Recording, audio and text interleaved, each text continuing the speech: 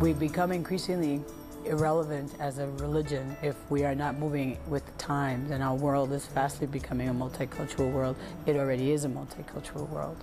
And so, aside from the fact that in 1997 we voted as a denomination that we wanted to become a multicultural anti-racist community, we are also trying to keep pace with the world around us so that we may be able to speak and have a religion that speaks to the masses as we try to grow ourselves. If we really want to live out our sense that every person is worthy, every person has dignity, where in that statement is a line that measures the level of education somebody's had? Where in that statement is a line that measures one's income or one's profession, one's ability to speak English, one's native country, any of that sort of thing? We live in a world where people think that there's only a certain amount of pieces to the pie. And the idea of multiculturalism changes that completely. It's saying that there's a piece for everybody, and there should be equal pieces. If we really believe, as we say that we do, that we are all part of one interdependent web, then how can we strip ourselves away from folks who may be different from each of us individually? In that difference, in that diversity, in that variety lies our very wholeness. I can't be whole without it. Welcome, and thank you for joining us for this soul work, creating welcoming Unitarian Universalist multicultural communities conversation. I'm the Reverend Alicia Roxanne Ford, Program Coordinator for Multicultural Congregations Identity-Based Ministries at the UUA. As a religious movement for the 21st century and beyond, Unitarian Universalism is being called to lead the way in co-creating beloved multiracial, multicultural congregations and communities. This vision requires that we stretch, that we comfort, that we disrupt, that we ground ourselves in the practice of being curious learners, healers, sacred conversationalists, and committed agents of transformation. In this DVD, you will hear from the Reverend Nancy Palmer-Jones of the First Unitarian Universalist Congregation in San Jose, trainers from the organization Visions Incorporated, and Unitarian Universalist panelists engaged in sacred conversations about linked oppressions and valuing difference. This DVD is intended to be interactive, providing one of many theoretical frameworks for understanding oppression, as well as stories of oppression, privilege, and difference. We hope that this format will allow you to facilitate small group discussions on the DVD's content that will each last about an hour. It can be used in multi-generational small groups or covenant groups, Laredo or UUMA chapter meetings, district or cluster gatherings, at home for family conversation, and in any area of congregational life where you hope to delve deeper into conversation about multiculturalism, privilege, and oppression.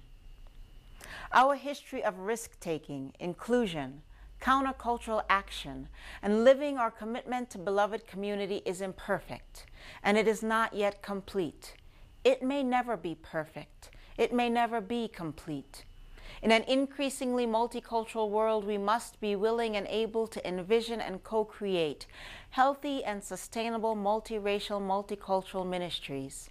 Fulfilling the promise of our faith depends on our willingness to disrupt injustice and oppression, recognize privilege and disadvantage, and cast a vision of embracing a multicultural world. James Luther Adams wrote, "A church that does not concern itself with the struggle in history for human decency and justice, a church that does not show concern for the shape of things to come, a church that does not attempt to interpret the signs of the times, is not a prophetic church." Come, join us in co-creating a learning community of love and justice. Stay open to connecting, respecting, and planning for transformation. Take all that you have learned and gathered here, and starting in our congregations, use it to keep leading Unitarian Universalism into the multicultural now. The vision of beloved multiracial, multicultural community is ours. Catch it, cast it, lead the way. Let's listen to the Reverend Nancy Palmer-Jones of First Unitarian Universalist San Jose, one of our congregations, leading the way. In San Jose, we actually have worship in Spanish as well as in English. So at 9:30 every Sunday morning, we worship in Spanish, and then at 11 o'clock in English. Our 9:30 service has translation into English. So some of our English-speaking members and visitors come for the warmth and the intimacy of that, and the general feeling, the style of that particular worship service. Right now, we're working on what we call the Juntos Together project, in which we're really trying to transform ourselves from two services that don't necessarily overlap with each other to that dream of one congregation in two languages, which we've been claiming for some time, but we know we can take the next steps to really get there now. We've had a couple of retreats called the Conociéndonos, getting to know each other retreats. And in those retreats, we've been intentionally multiracial, multi-ethnic, multicultural. And we've had some fantastic opportunities to really connect on deep levels around what does culture mean, what do we love about our own culture and ethnicity, and to begin to understand how those cultural influences impact our life together in congregation. We all gave ourselves over for those 3.5 hours to being juntos together, to being silly and serious, to sharing our stories, our pain, our humor.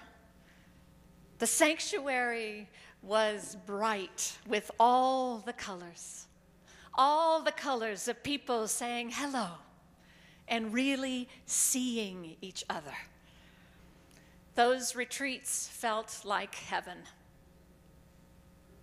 You know, the feeling reminded me of a scene from the 2008 movie, Rachel Getting Married. Now, it doesn't matter whether you've seen this movie or not.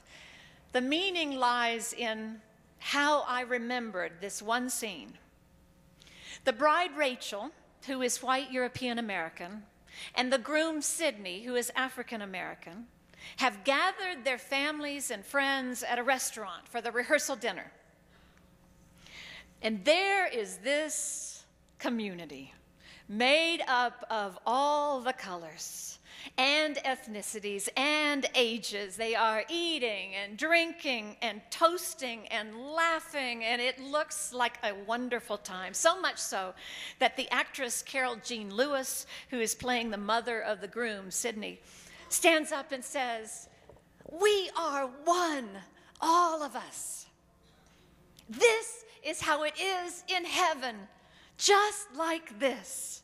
And I'm so glad we are having a rehearsal for it now." And that's what I remembered. That's what I remembered. That's what I felt after our Conociéndonos, getting to know each other retreats. But then I went back last week and skimmed through Rachel Getting Married again. And as I watched that rehearsal dinner scene, I realized that the mother of the groom and I may have been the only people who thought that the party was all that heavenly. The scene is actually laden with unspoken tensions and betrayals, narcissism, and all too human brokenness. Watching that scene again, comparing it to my memory of it, I had a familiar epiphany. I remembered that by my nature, and in my case also by my privilege, I would love to be able to skip ahead in this work of multiculturalism to the heavenly part. I want to focus on the glass half full, at least. But if I do, if we do, we lose the chance to become truly whole and to make a new thing. So I want to ask you, honestly, deep in your hearts right now, have there been moments already, no matter what your identities, have there been moments already in the course of this worship service that have felt uncomfortable for you? You see, the movie provides a kind of allegory for how our work of multiculturalism really goes. For there is barely a scene in Rachel Getting Married in which pain or discomfort is not an aching presence. We watch Rachel and her sister Kim and the whole family struggle with loss and grief, with secrets and addiction and recovery, with resentment and shame, with unmet needs, with difficult, sometimes distorted histories. Sounds familiar. And the more the family runs from their grief, from their truths, the more their hearts are broken all over again and the more damage they do. And yet, painful as it is, bit by bit over the course of the weekend, the family begins to express those feelings. And we watch them tiptoe uncertainly towards redemption.